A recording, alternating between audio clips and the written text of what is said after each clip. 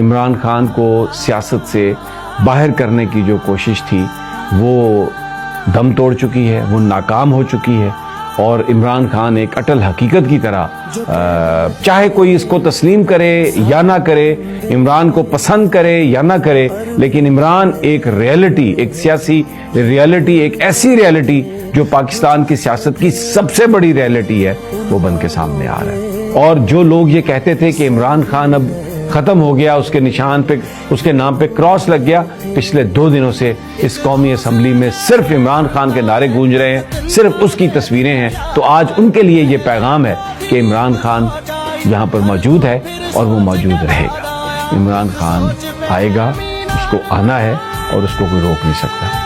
اس لیے عمران کو رہا کیا جائے اور عمران کو آپ حکومت دیں۔ عمران الیکشن جیتا ہے، یہ آج اچکزئی صاحب نے یہ بات واضح کر دی ہے۔